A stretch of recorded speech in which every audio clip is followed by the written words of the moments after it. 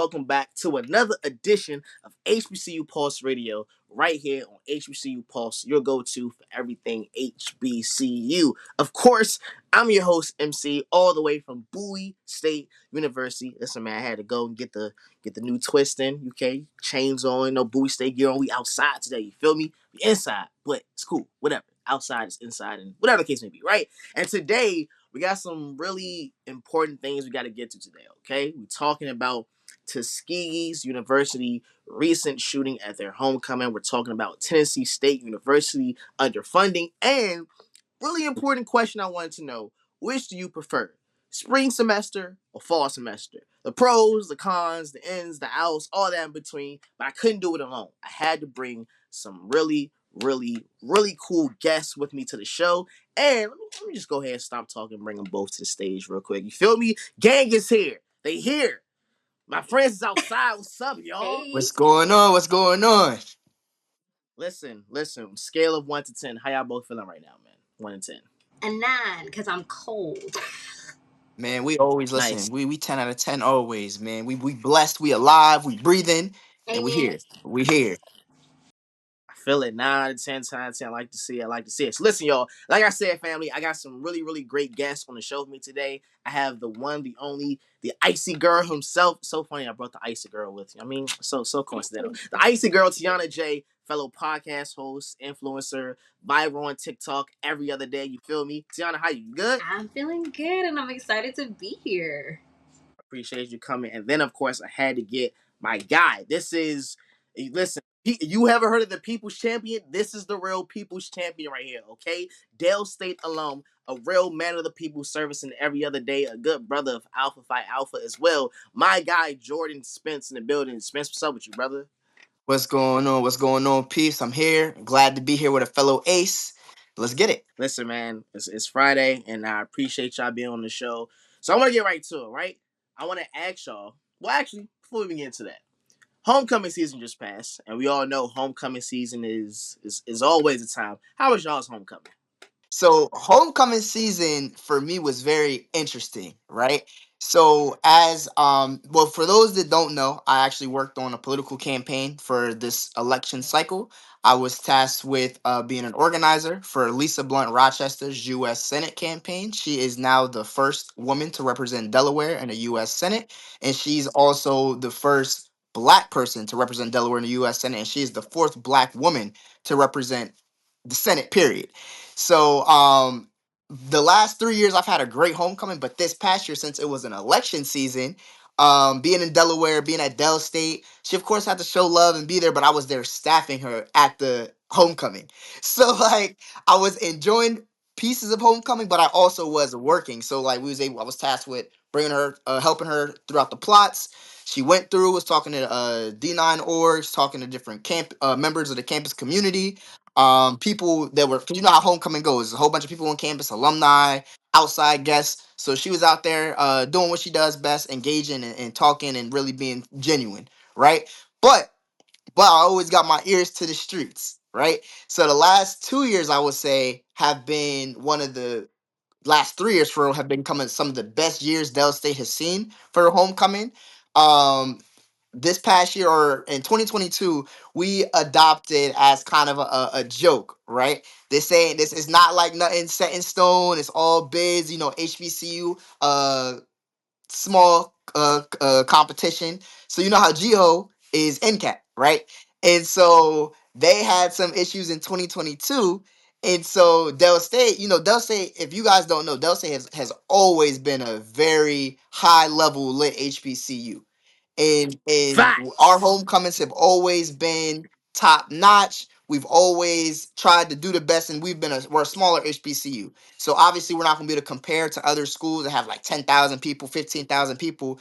But look, quality over quantity. So we adopted the name Beho, right? And I don't want any, like I said, I don't want no legal issues. It's like all fun and games. Not listen. And we came up with that because if you guys see the Carfax on what Dell State was able to do the last 3 years at homecoming, those that was at homecoming last year, we had Ape Chella going on. We had a big huge screen. Shout out to HZ because they inspired us to do that. That was literally, I think, what was it, homecoming 2023 at Bowie when it was the DMV homecoming. I remember I was talking to Hmm. MC. I was like, yo, we gotta do this. We gotta do this. Somebody made that call to Yeah, SK. It was like, look, yo, yeah, I SK, said, let's look, go SK, ahead. we need that. And that literally because their y'all homecoming, I think was what, October like 7th in 2023.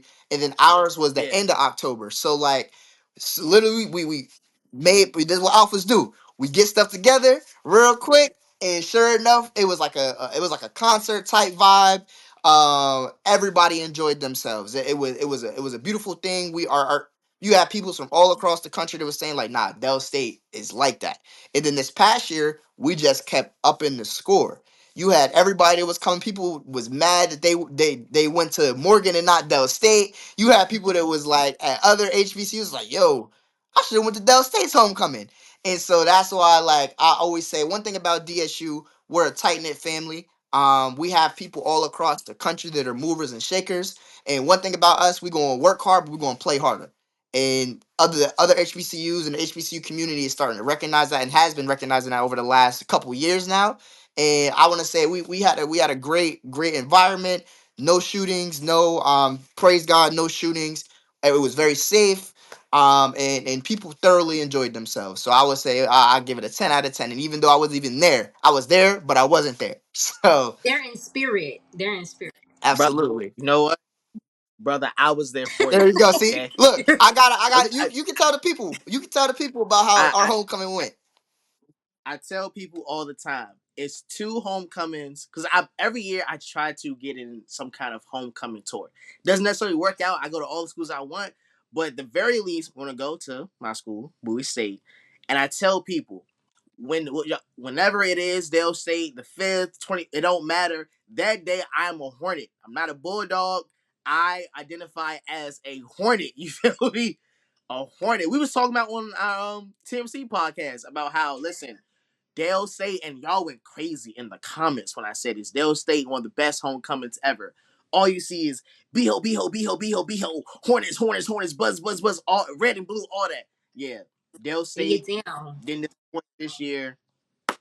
Hats off to Dale State, brother. Appreciate it. I'm honorary Hornet. Appreciate it. Yeah, and the HBCU buzz, I think we have like I think it actually it already expired, so I gotta check the results. I think last time I checked, we was like top four right now out of the top five HBCU homecoming. So I don't know if we stayed at top four, but if we top five, we top five, and we coming from a school that has less than 10,000 people. So And that's saying, like you said, quality over quantity every single time.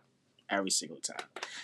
T, you want to talk about Bowie State's homecoming? Um, This is I'm gonna come down. I'm gonna be first there. of all, don't even do that because you see how Bowie played. So not too much. Not You talk about it, not me. I'm not saying nothing about He always it. want me to say the bad stuff. He always want me to. Yes, this is why I have you as a friend. So Bowie, I think like because of stuff that happened last year's homecoming. So because we had a conjoined homecoming, there was like a lot of people coming to Bowie. It was Morgan. It was like the DMV came to DMP Bowie. homecoming, that joint Yeah, it was was a lit really last big year. homecoming, but sometimes people don't know how to act, and I don't like when people from outside of the house mess up stuff inside of the house because now it's like the kids who Facts. live here. When your cousins come over and Absolutely, they mess up stuff in the house, and then they gotta go home to their Facts. mama, right? They go home to their I gotta parents, stay here. and now I'm getting punished for what you did. So that's exactly what happened. That's exactly what happened. Bowie told us it was a rumor, and I was really trying not to believe it, but I had to inform the people that they said that they were going to shut things down at like 7 p.m. And it was a rumor for a couple months. It came after the whole Howard news that the tailgate was going to be canceled. So I was already feeling apprehensive about Bowie's homecoming. But then they announced it like on the Bowie State Instagram page, like, hey guys, just so you guys know, y'all gotta register for these events, and it ends at 7. So I was already walking into homecoming like not knowing how things were gonna go. I know that MC and one of the alumni network, they threw something kind of like to substitute for the tailgate. I was supposed to go to that tailgate. What had happened was, and this is a lesson to everyone who's listening. So all girls know how we act at brunch. I don't want to hear it. We went. You went to brunch before. Yes. Why? I just you went to brunch before you went to the tailgate. Why would you do that? That is Why? that is a terrible mistake. Cause I'm like here for it. I'm here for it. But jeez, Brunch is for it Sundays. was gonna Brunch be is for fun. Sundays. Like I was gonna bring my Howard people there. Like it was gonna be like this whole thing. We went to brunch first. Oh, you was busy being a trader. That's what. That's why you was First of late all, because you was not too busy. much on me. Not too much on me. I went to Howard first. We know this. I love my Howard Is that where you people. ended? What? Is that where you? Do you see Is that where what? Do you you see ended? what hoodie I have on? I think that's the part. You need to relax. You need to calm The down. brunch was in DC, right? It was in DC, right? That's the problem. You out here frolicking with the old. You supposed to grow. oh man, you getting cooked right now. Can I tell Hey, my hey, hey, story? hey, boo, way. Can I tell my story? You I'm want to sorry. speak my You want truth me to and then tell you the want to story? shame me for the truth. This is the second time he's done this. Anyways, so I go to brunch and we're like, okay, we're gonna show up to the tailgate, but like, brunch is fun. The drinks are flowing. Like we're already meeting people, like HBCU alums. So we're having like our own mini homecoming in the brunch spot. And time passes. The part or the tailgate, we're hearing that the lines are long. We never. Long story short, we do not make it to the tailgate. We don't make it to the tailgate. But I'm kind of happy that we did because it ended earlier than it was supposed to end. So I still got my experience. I still have my fun. I still saw my people. I got the homecoming part where like you see your old friends, you get to connect with your old friends. I just didn't make it to the destination that I was supposed to make it to. That's what happened. That's my story. That's all. And that's why I didn't want to share it because MC likes to bully me about it for no reason. I was honest. I told you what Anti-bullying zone. happened. Spence, don't listen to her, okay? She was supposed to meet her other fellow co-hosts, me and my guy Mitt, and we talked about it for weeks. You Yo, did. T, 'cause she's in New York. We're already in Maryland. It's like, yo, T, when you come down, you gotta come see us. You feel me? We don't pod in person, so you gotta come see us. Spence, let me ask you: you think she came and saw us? You think she was one of the people that she made her rounds and Oh saw? man. Oh. A picture says a Please. thousand words. So that means that's a no. Please. That means that's a no. But you know, it's cool. Next year, What if I maybe. come in 2025. the It's Just up. don't spring? go. What if you see me in the spring? That is true. She can redeem You gonna herself in come the to? spring. I will I can say that. redeem myself in the You, spring. you, you gonna come to Torch Fest? You know, it's cool. When the spring gets here, we'll see. We'll You update. need to stop playing with me. Like, you need to cut this out. This is bullying, guys. This is you can't say that on here. This ain't This bullying. is We are bullying. in a safe space. Is it? I Right. feel Thank attacked. you. Space. Here go the trigger words. here go here go the trigger words. By the game, you Paul shut down. you, you edit it out. Edit it out. This didn't happen. Speaking of homecoming, so I can at least say we all seem to have somewhat enjoyed ourselves for homecoming. I'm with T. Homecoming, yeah, its ups. The whole curfew thing kind of put a damper on it, and then moving to the off-campus thing. We're supposed to go into 11. I think it ended around like 8:30, 9 o'clock because of the venue not having the proper infrastructure for the capacity that we had. So it was cool. I'd give it a. I know the how you say it, Spence, with the whole beehole thing. There was Wooho, Yeah, that was WeHo, crazy. I was like, yo, fight yeah, back. I'm like, going around. fight back.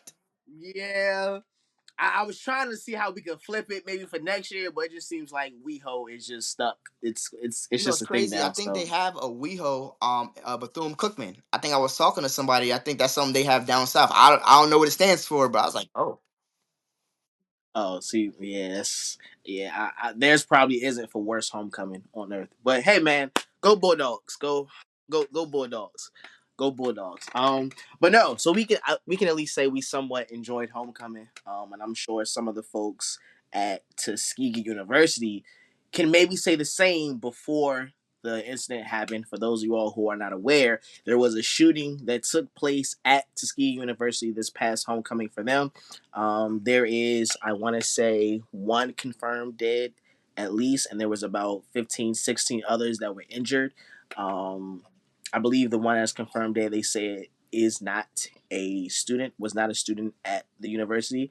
They've also apprehended a suspect in the shooting as well. So that is at least some good news that has happened since the incident's taking place. But I just want to get you all's thoughts on. It seems like school shootings at HBCUs have taken place a lot more than they have in the past. And I don't know if it's just social media is here to report on it more, but yeah, is it me or does it feel like they've taken place a lot more than they usually have within the past couple of years? I think beyond just shootings happening more, I think like threats of violence towards HBCUs have increased. I Yeah, right. remember, I think it was like junior year, like Bowie got like 3 bomb threats, like back to Remember back to that? back to Yeah. back. And one of my best friends, actually, we're both journalists, so she did like she interviewed a bunch of, but it was happening to like a bunch of different HBCUs. And I Mm-hmm. remember like we did interviews about it and we were talking about like how it was impacting us, like how the universities were responding to it. And then there is, and I hate to say like there's always like an incident that happens at an HBCU homecoming, but you always hear something like sometimes like it could be a fight that goes on, but that could be like on campus stuff like happening between students. But the shootings, like it really puts a damper on homecoming because it really is a big old family reunion. Like I can't for the life of me understand why you would get around all your cousins and then just start letting it fly. But a lot of the times when the reports come out, like after it gets investigated, most of the time it isn't even a student who like goes there that's inciting the violence. They're coming there because it's an event, you know. And as much as we're all like close knit families, like Bully is a close knit family. Del State is a close knit family. We are bigger. Like the university is bigger than the area, than itself. It spreads to the area. Like when stuff is going on at Howard, the entire DMV knows about it. So the entire DMV is pulling up, and you're bringing people who don't understand, and they kind of just bring whatever. I don't know what to call it, but they bring that energy there, and it leaves a damper on our environment because then we have to deal with the consequences. Our homecomings get cut short. You know, our students have to go through grieving, like things change on campus. And it's just, I don't know, it's really unfortunate. And I feel like it's happening more for sure. It was crazy for me to watch in real time, like what was happening at Tuskegee because it was popping up on my For You page on TikTok. Like I was seeing students like on the floor recording videos, posting it when it was happening. I actually saw the girl who the person who lost their life, like he actually like saved her life, and she posted about it and she was saying how she feels like survivor's guilt and everything. And I felt terrible because she didn't even know him, like they didn't even know each other, like they were just there and he protected her. And it's a really terrible situation. I don't know if social media is amplifying it to cause it to happen, but we're definitely seeing it more because I feel like students are being more vocal about everything that's happening at the HBCUs, the Yeah. good, the bad, and the ugly. And I think it's kind of one. I just want to, just praying for everybody at Tuskegee, anybody that was involved or was there, just praying for healing. Anybody affected, praying for them. Because it's very unfortunate and it's sad that I'm now 23. I have a master's degree. I've been removed from college, well, undergrad, 2 years now, and it's still the same things that have been going on. And it's shootings have been happening for a while, but it's crazy that I'm like, wow, I'm in my senior year and I've been able to experience some things, whether they're off campus events, and then having to actually like no, like make sure students are okay, making sure like, hey, like when stuff is getting down, I'm telling people get down and stuff like that. Having to use like my the fight or flight skills. I'm after my fighting skills and understanding like having my common sense and knowing like, all right, how do I know how to deal with this situation. I know how to maneuver, but it's not like everybody doesn't know how to maneuver. One and two, it's sad because people are just there to get an education, and you have one person or two people that are trying to ruin it for everybody else, and that's where I think it goes back to it's a couple of layers, and that's why I want to be the one of the first people and advocates to say like no, the media should not be attacking our HBCUs because of situations like this happening, and making it a talking point in the media like, oh well, HBCUs are XYZ, boom boom boom. That's not cool, because in some of our counterparts it's a lot of things that they have that are just swept under the rug. It's a lot of they have this is everywhere, and unfortunately, gun violence is all across the country, running rampant right now. And I think let's bring it back to our HBCU family. What it should be is continue more of us as HBCUs continue to advocate for no, we need the funding to implement X, Y, and Z, to implement further infrastructure so that we can kind of limit these things happening. Obviously, it's impossible to stop them altogether. That if we was able to do that, we'd be in a utopia right now. But the fact of the matter is we got to be realistic and like, okay, how and it's funny, I'm even talking about this because when I got my master's degree, the thing that we talked about the most was acknowledging a problem and figuring out a solution, but how do you get the in between to get to that solution? So that's where infrastructure comes into place, additional funding comes into place, investing in mental health services so that people can psychologically it's also an issue because you have some people that are in these schools that are still committing these acts, unfortunately, right? So how can we utilize mental health and advocate for mental health and give resources for the mental health that all right, we know how to police our friends. We know how to spread the word and saying, hey, like nah, like that's not it. This is what we have, this is what the resources you have to get yourself together. And let's not like let's let you guys know what I'm saying? And it's like we it's and it's crazy 'cause I'm thinking one thing about me, I'm a solutionist. I try to figure out, all right, how can we solve this right here? But the unfortunate truth is it's not a one, two, three, and that's what really hurts me the most because it's like for every steps we take forward, somebody does something to take us a little bit backwards. And so that's why I think I'm gonna leave off with really trying to invest in infrastructure, invest in technology that's gonna assist and help our students to keep them safer. And I think that's a start. We got to start somewhere and trying to mitigate this. And then, of course, working with the federal government and passing gun laws, period, getting assault rifles off the street, getting people that making it harder for people to get weapons that should not be having weapons. So Yeah, I think again, this is just a really unfortunate thing, of course, that happens. Just an unfortunate itself, right? To have to experience to be traumatized by a shooting. But I think especially when it starts to put a damper on the light of HBCUs, especially to your point, Spence, about how it's not just an HBCU thing. Like shootings happen all across the country, all across the world. But when it gets deemed as a oh, these HBCUs are always having shootings, things like that. While it is unfortunate, it's like, no, it's not just us thing. It's more so a result of um, gun law issues and gun violence just happens to be taking place within this area. But I want to touch on a couple other things. One, apparently the campus police chief has been fired. They have removed the police chief from that position, and also the FBI is now looking into it as well. But I also want to touch on apparently students and athletes, they're just not happy with how the school is responding to it. Like there was a, and we'll probably put this in the post, but there was a town hall apparently that happened where there was a student, I don't know the student's young name, but he was on live while talking to some of the administration at the town hall, and he was basically saying, yo, if y'all are not able to implement a solution right now for our safety, send us home till we can figure it out. Yeah. We'd rather be home and just do online, whatever. Send us home instead of having us on campus. And the way the administrator responded, he says, when's the last time you read a Yeah, book? like what's the last book that you read?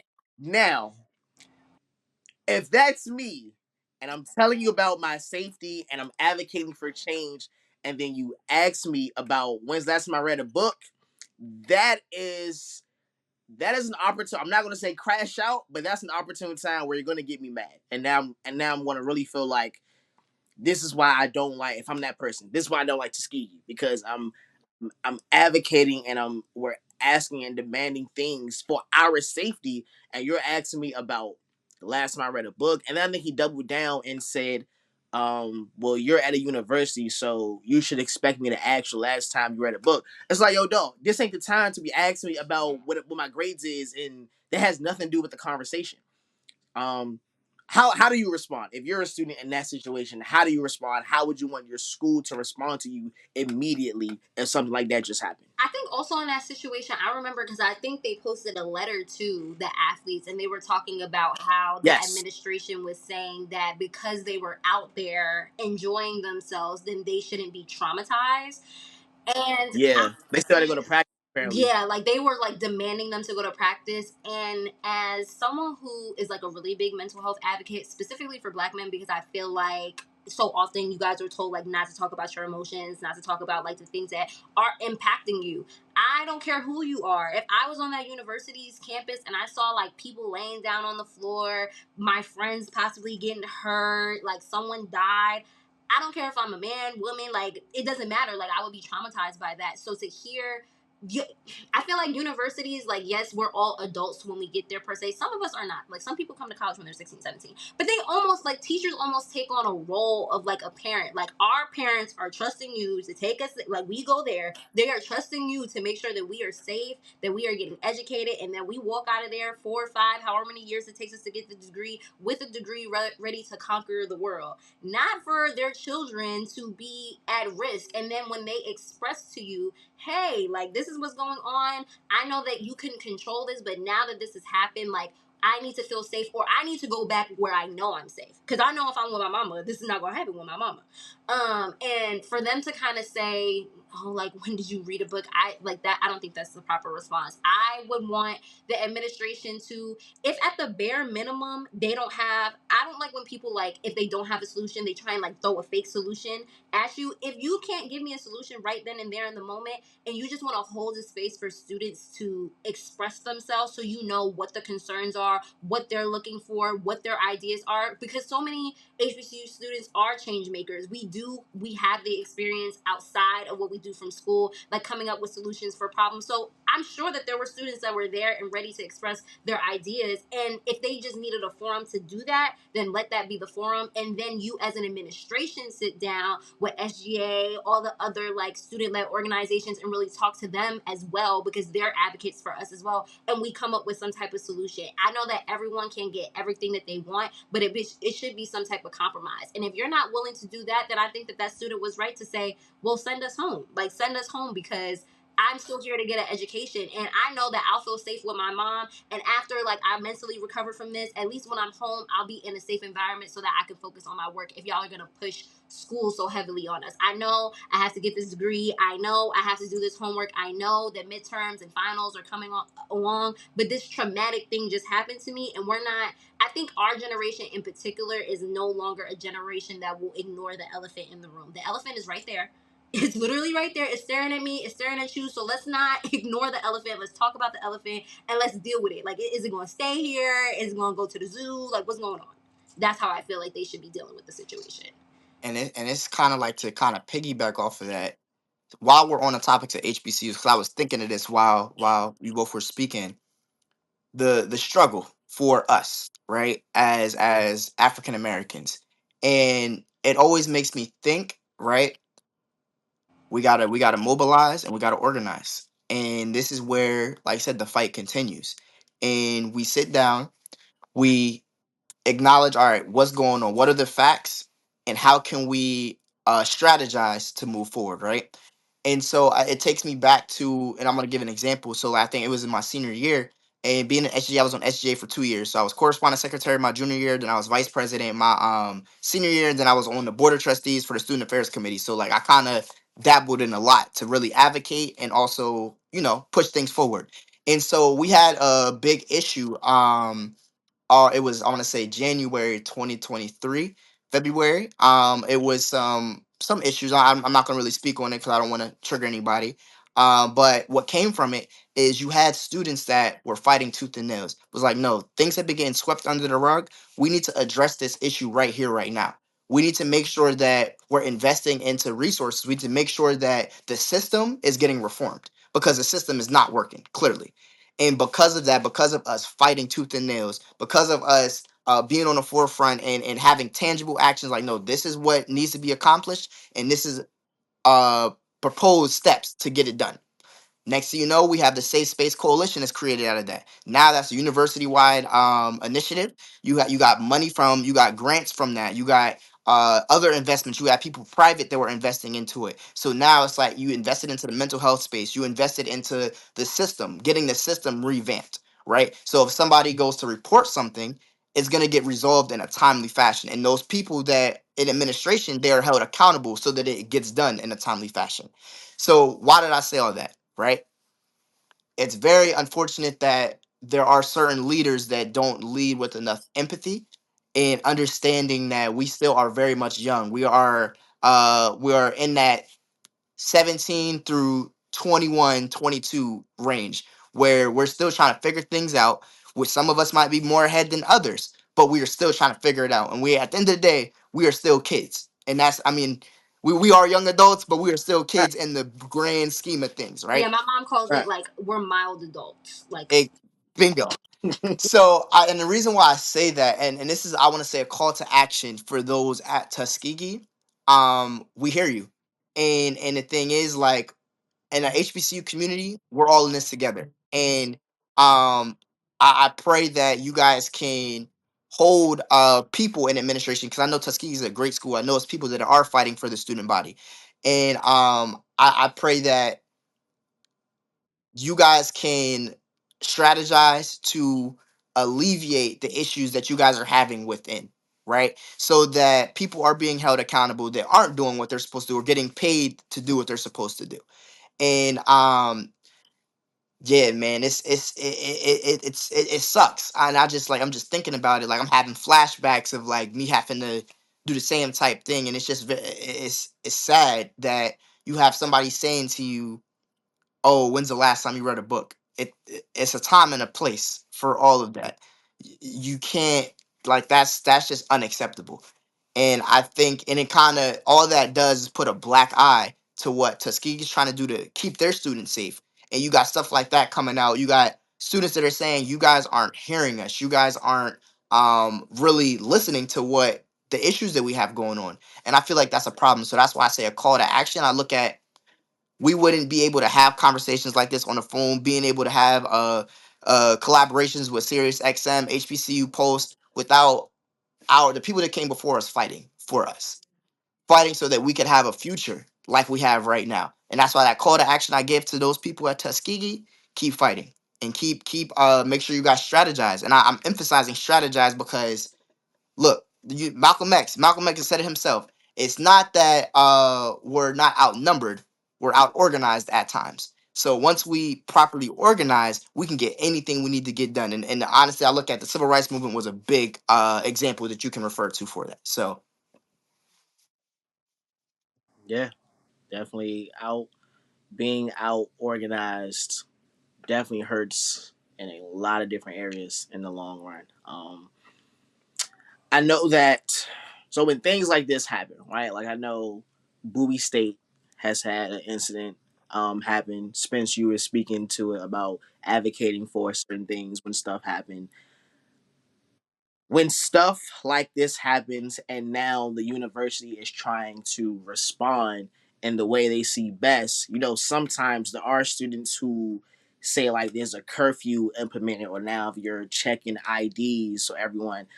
I want to ask you all, where do you all see like the line drawn between where, like, okay, I want my university to implement this kind of stuff for our safety, for protection, but I don't want to feel like I'm babied, or now I can't have fun like I really want to on campus. Like, where do you all see the line? And because some students, they feel like that, where yes, I want you to protect me, but don't take away everything because now I can't party and have fun like I want to. I know, T, when we talked about Bowie State, the homecoming and that 7 p.m., I know Spence, when I hit you, like, yo, I heard such and such is supposed to be ending early. Like, where's that line drawn for stuff like this?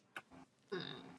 I feel like that's a good question to ask because, and I I think that's agree. where the student involvement gets in. Like that's where There you you go. have to meet the middle ground, and that's why it's important for them to listen to the students because those things that we do, like outside of the going to school and the regular campus events, like homecoming events is like a part of the HBCU experience. So when you start restricting even our ability to be in community with each other by saying, oh, you guys can't go to each other's dorm rooms. Well, and then you close everything on campus. Well, then how the heck are we supposed to be in community with each other if we literally can't even see each other? There's no space for us to organize. There's no space for us to build community. And I Yeah. also know that a lot of students, like, it is on campus police and safety, but some people even have like triggers and things like when it comes to stuff like that because they have like a bad what's the word, bad association with like the police,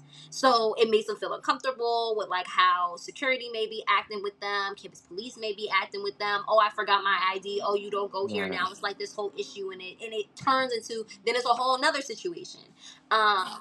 I don't have the answer. I'm gonna be fully transparent. I don't have the Absolutely. Yeah. answer, but that, because I can't answer for Tuskegee. I don't go to Tuskegee. I go to an HBCU. When I was at my HBCU, when issues like this would come up, like I would be a part of those conversations via platforms like this. But I feel like that is why it is so important for students to have a voice in those spaces. And I don't, to me, from an administration standpoint, I can't understand why you wouldn't want to listen to the students, especially now that you know that social media is so powerful, and Gen Z, like our generation, is the one that's kind of Yeah. pushing that force. You think that something crazy is going to happen on campus and students are not going to find out? Before Sure. there was Yeah. TikTok, there was Twitter, and Yeah. we were tweeting away, hey, Yeah. there's moles in these dorm rooms, what's going on? Like, people were finding out, and it impacts how people who want to go to the school, they see these things Absolutely. happening, and if they are not watching, because I knew when I wanted to go to college, like I was watching, I was following all the HBCU pages, I was keeping up with all the updates, but my mom was too. And if the student is not, the parents are definitely, because they're spending their money, they're Yep. sending their child, and y'all are just saying, oh, that's really unfortunate that you got like mold in your bread and mold in your dorm and shootings on campus. Rest be still. Like, no, you have to do something. You have to do something. Yeah. So you have to listen to those student voices, because it's not just going to impact the students who are there now. It's going to impact the students who are coming into the school, and it's going to impact how alumni want to deal with the school. I know that a lot of It's a great point. Yeah. schools that have issues, their alumni have gotten to a point where they say, I don't even want to donate to the school. Give me a student, I'll donate to that student. Give me an organization on that campus, I'll donate to that organization. But I'm not giving my money to that school because I don't even know where that money is going to go. And every time I give money to the school in hopes that it'll, like, for example, give the technology, or it will, increase their books or the things that they're able to do, and the students never see the money, and they're having the same problems that I was trying to solve by giving this donation. So I don't even want to give the donation no more. And we already have a problem with being underfunded, and alum are such a huge chunk of the people that are giving that funding. So imagine if we lose all of that support because administration is not listening to the most important people to the university, which is the students. So that's just my message to administration. I'm not trying to tell y'all how to do y'all job. I'm just telling you from the perspective of a student who went to an HBCU and now an alum, and knowing alum who talked to me while I was in undergrad. That is a real thing that goes on, and we want our universities to stay open. We have such. I am so proud to have gone to an HBCU. Let us not ruin that legacy. Let us not stop that legacy by not listening to the students who are pushing that legacy forward. That's what I would say. Yeah, yeah, it's hard to follow up with that one. And I want to highlight a point you said, hitting that middle ground, right? And so every student, whether you're a student leader, whether you're just a regular, not even just a regular student, because we're all students nonetheless. So whether you're in an organization or you're just somebody that wants to go to class and have fun, right? Everybody has a voice. And that's why that middle ground is so important, because when the more of you speak up, the administration has no choice but to hear you out. And they can tell you, like, yeah, like me, this is coming from me, from I'm looking at things from an administrative perspective, a legal perspective, and then a student perspective, right? We can't have it all. And I mean that's just the truth. We can't have it all. But how can we kind of mold it where, like, no, like I can get some of this but I can have some of this as well, but we're not compromising our university, we're not exposing our university legally, but we also are doing the best we can to accommodate our students. And that's what I would really say to that. The students, you guys have a voice and you have to use it. You really have to use your voice, because the more of you that speak up And you guys, sometimes, I don't agree with some tactics, but if you're raising enough commotion and you're getting into good trouble, that's what that is, getting into good trouble, then you can, all right, your leaders at your university have to listen to you. And if they're not listening to you, then that's going to be a whole nother issue that I don't have the answer to. But I'm not going to go down that rabbit hole. But that's why I just say use your guys' voice, because your voice matters. Listen, man, sending love, light, prayers to Tuskegee University Absolutely. students and just the entire school. Again, unfortunate, but I know if it's one thing that HBCUs are true representations of is our ability to overcome, to deal with when situations like these happen, and to still be able to shine through it, after it, things like that. So yeah, just sending love and light to Tuskegee, man. I want to segue to. I'm sure you all have seen about Tennessee State University and how some reports have come out saying they're out of money. Seen a whole bunch of other reports saying how the state of Tennessee has not given them their proper amount of funding. So they basically had a lawsuit. I think we only given them like 30 mil out of what I believe federal government was saying they're owed like half a bill. Then state was saying that they're owed like 2.1 bill, something like that. What do you all think of just the situation as a whole, and then even former President Glover, who stepped down over the summer, saying that Tennessee State does not have all of their money because the state is playing antics with them and purposely not giving them the rest of their money. Oh man, if I can start this up, because now this is up my alley, right? This is why, and that's a problem. That's a problem. And I just was talking about this in another forum. We have to hold our elected officials accountable, our state officials accountable. And that's why everything that I've just said about advocating, that directly applies not just in the HBCU, but in life as a black Fact. community, right? And I'm praying for Tennessee State. I pray that they can the wrongs can be righted through that state. And I'm just praying that they get the strength to continue to keep fighting to get what they rightfully deserve. Because it's unfortunate. That's, systematic oppression right there. And that's not just at Tennessee State. You've seen that with a lot of HBCUs, whether it's in the South, whether it's in some northern states, that the state has been kind of hesitant to provide the funding that they need. So I would say to that, it man, um and I don't want to like beat a dead horse, but they keep fighting. That's why this fight never stops for us as a black community, right? We have to be able to have the political literacy to know the systems that go in place in that state legislature, and then of course federally, right? And once we understand that, and once we understand the game, then we can we can really, we'll really start seeing uh change happen from that. And it's a never ending fight. I'm not saying this is going to be accomplished in a year or even tomorrow or in 5 years, right? But how could we chip away?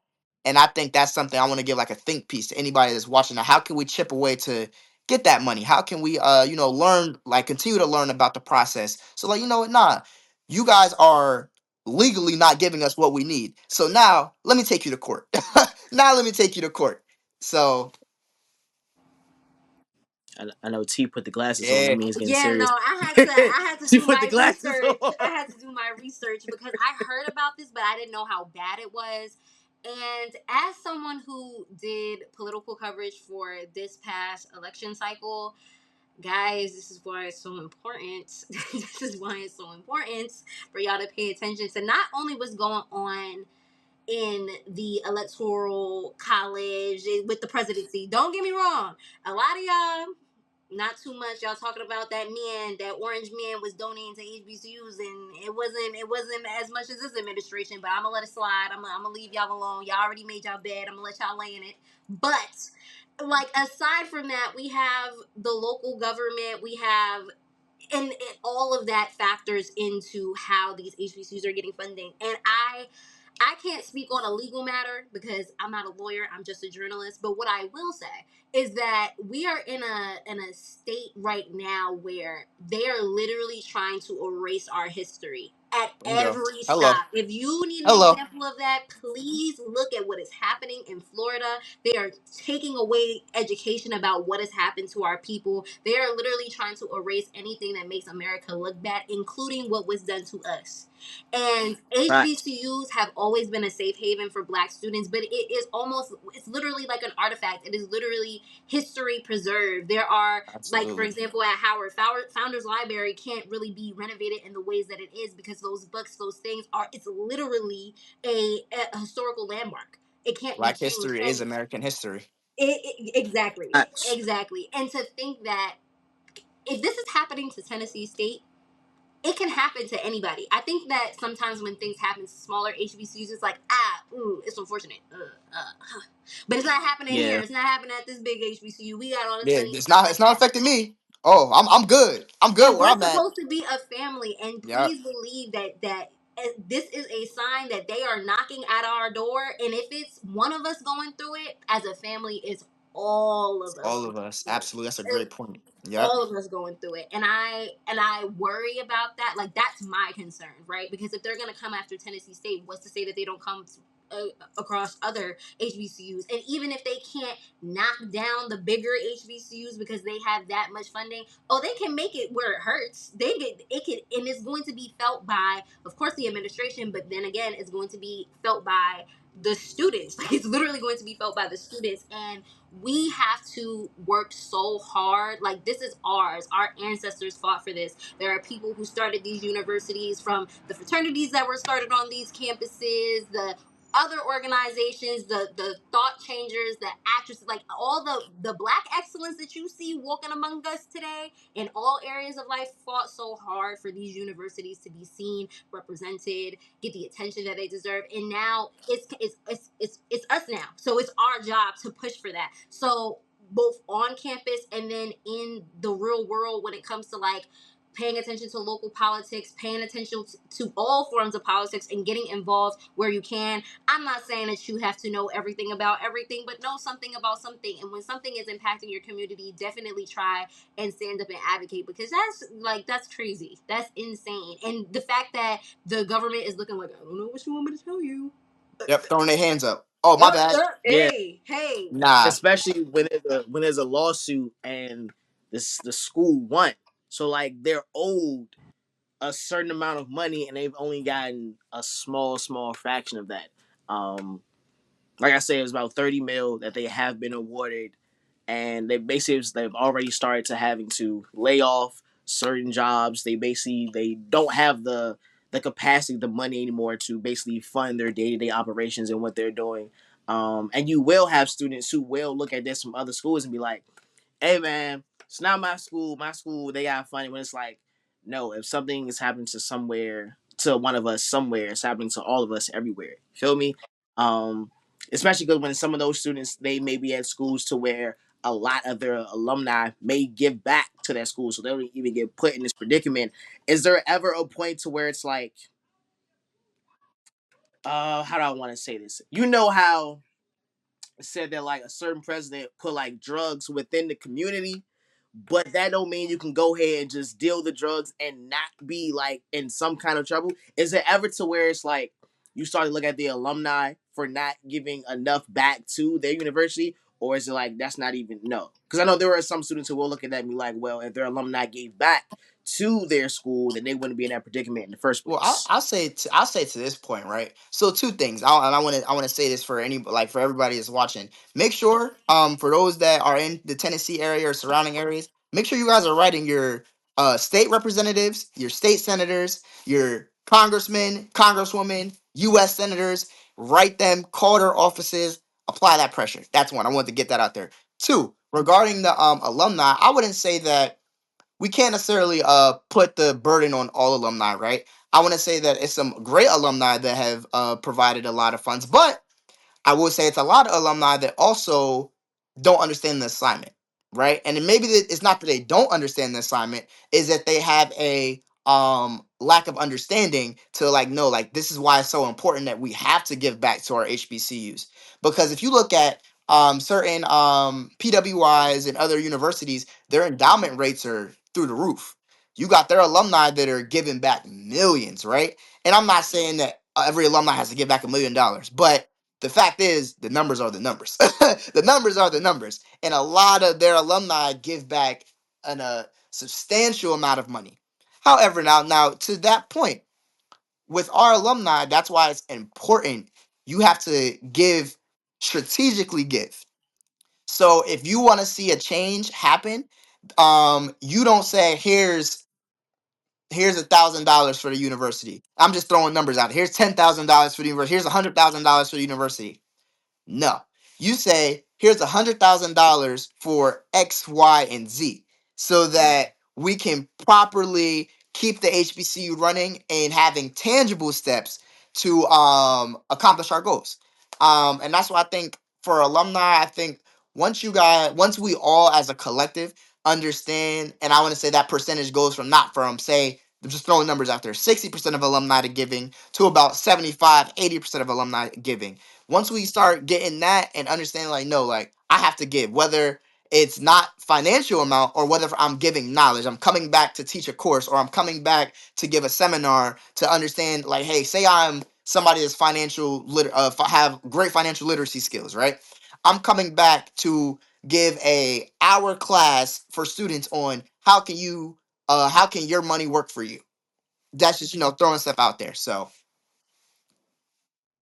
T, what say you when it comes to the whole alumni giving back? And is there ever any ownership of the problem put on them, or is it like no, that's a totally separate thing that shouldn't even be included? I feel like I kind of touched on this as to like why alumni won't donate directly to the universities, which is a part of the problem. But that's like one, like it's like one that's root like in this. a huge, Yeah, that's like huge this. tree.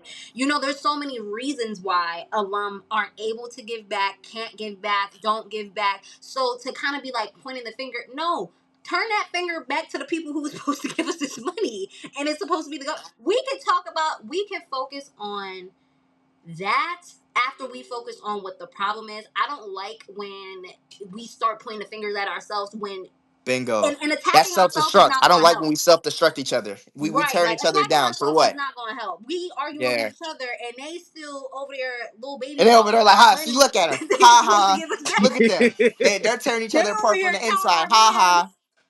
like sending it to other universities, and that's not fair. Like we could talk about it. I'm all about talking about it. If we need to have a podcast episode about it, I'll be there front and center. Okay, but right now the issue is that Tennessee sued, they won, and they don't got their money, and they haven't gotten their money, and it's like an astronomical amount of money, and because we don't have that money, these students are suffering, and that can lead to like accreditation issues, the university shutting down, programs shutting down, and our students, our people deserve. Do you know how hard we fought to get for our people to be educated, like at a collegiate level? That is why HBCUs exist, and we are gonna let an HBCU potentially face closure because y'all so focused on playing a blame game with alum that let us stay focused, my brothers. We are Let not outnumbered. We are just out organized. let us And stay and focused, my and brothers. and Let us that stay and that's what I'm saying. Like we have to as a collective. I get in the and like let me just put this out there. Shout out to those that are fighting tooth and nails for us to get the money we deserve. Shout out to those that are fighting the good fight. Now, for those that are putting figures or aren't in the fight, we still welcome you because this fight is not going to end, and we need everybody to get on board. Like I said, and I want, like I said, and I say this psychology, right? We are not outnumbered. We are just out organized, and that is so true.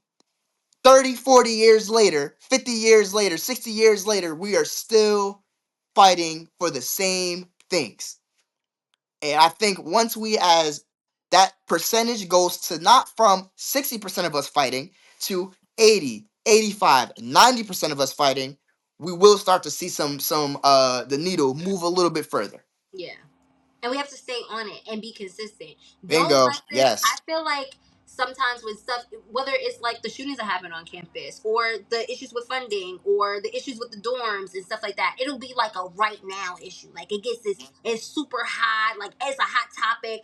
People arguing and HBCU buzz, HBCU post comments about it. Everyone's and then it gets quiet, and then it disappears.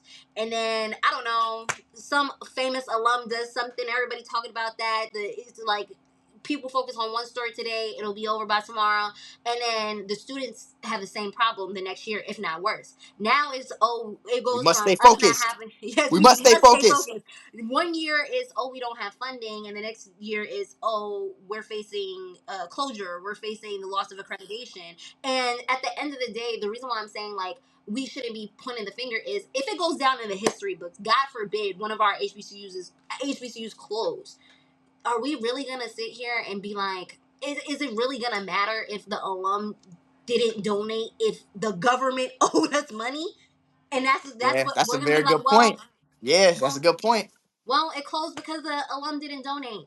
Even though the government owed us money, it's all their fault. Huh? Like, this doesn't Yeah. make any sense. Like, it doesn't make Yep. any sense. Like, we have to focus on the bigger picture here. We're owed money. They deserve money. We need to focus on them getting their money. And we need to not only make sure that this doesn't happen with Tennessee now, it doesn't happen in the future, and it doesn't happen to any of us. I don't know what that HBCU legal team that consistently is fighting and advocating for students or whatever, Well, I but will say it shout out needs to to them be done. HBCU lawyers because I Yes. know it's some so that Yes. legal counsel, them legal counsels be working. I'll tell Yes. you that much. They be working. Yeah, I don't know. Like I said, I'm not the person who has all the solutions, and I couldn't possibly be. I went to two HBCUs, and there are hundreds of us, so we all need to get together and figure out what the solution is. But to play the blame game is not going to get us nowhere. And in fact, they're probably enjoying seeing us fighting because it's a distraction from the actual problem. The You are government owes cooking. Tennessee You money, are and cooking. they need to pay up Thank you. now, Thank you so immediately. much. And they Thank you. owe Oh my interest. And they gosh. owe interest because it's late. Yeah, run. Yeah. Yeah, go sprinkle some extra parsley on top Yeah, of There go that we bread. ahead. Add go. some Go extra on that. ahead. Yep. Yeah, because it's late now. So let's get to it. But this whole infighting thing, it must cease and desist immediately because we have bigger fish to fry. For real. Listen, man, sending love and light to Tennessee State. I'm praying that they get every red cent they are owed and more on top of that. Um, I want to move to something a little Yes. lighter. I mean, this topic's been kind of heavy Right. Yeah. on. We got a You little. got me on my man. Listen. Whew. Yeah, I got you on your. I didn't mean to get you on your politics Yeah, and man. everything like that. You got me working right now. It's all good. We good now. We good. I'm calm. I'm good.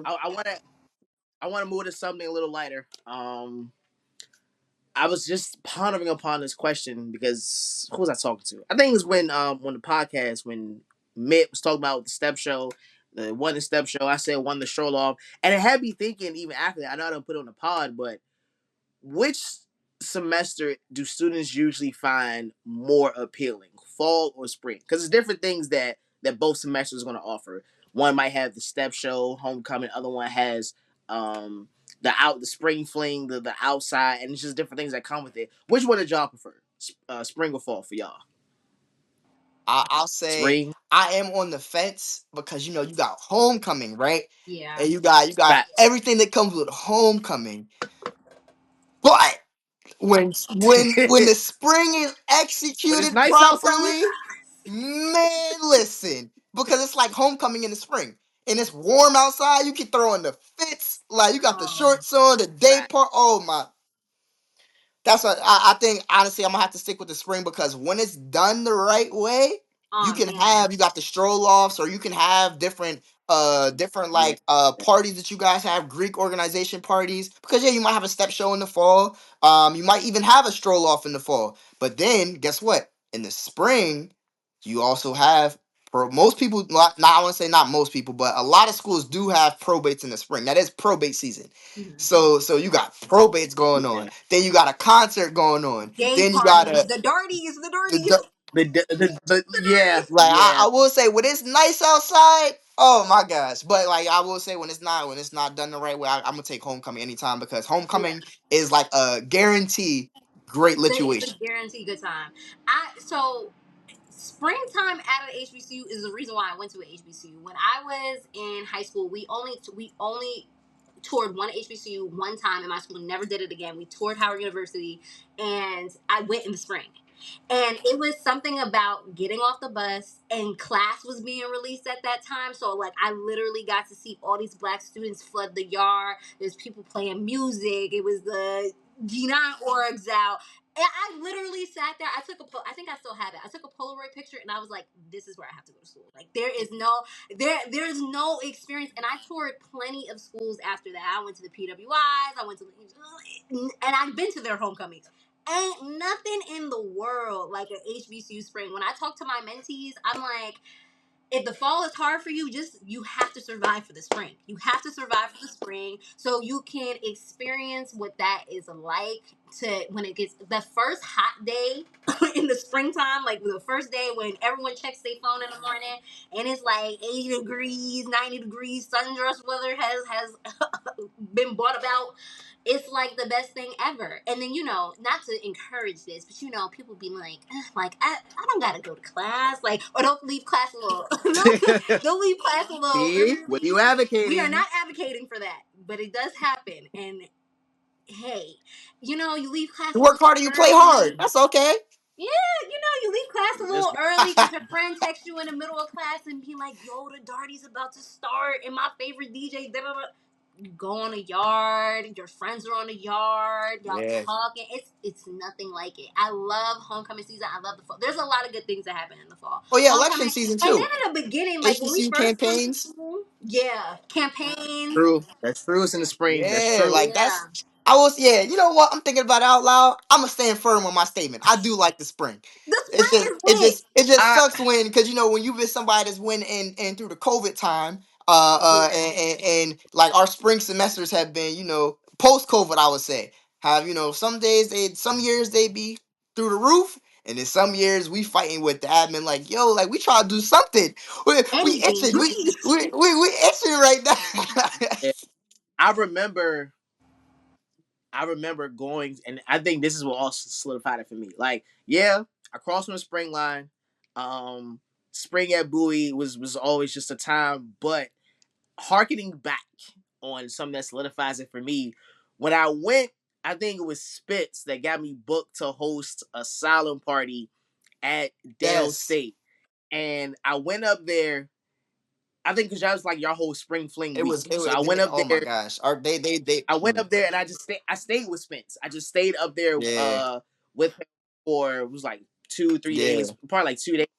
And then just being able to be outside. And that was my first time seeing Dale State in the spring. Like I've always been there for the homecoming, but seeing them in the spring and just seeing like the atmosphere, how like Dale State, because I know a lot of Dale State students who are they're going to class and they're doing what they do. But as equally as y'all know how to work hard, y'all know how to play just as hard. And I said, yeah, let Bowie look like this in the spring.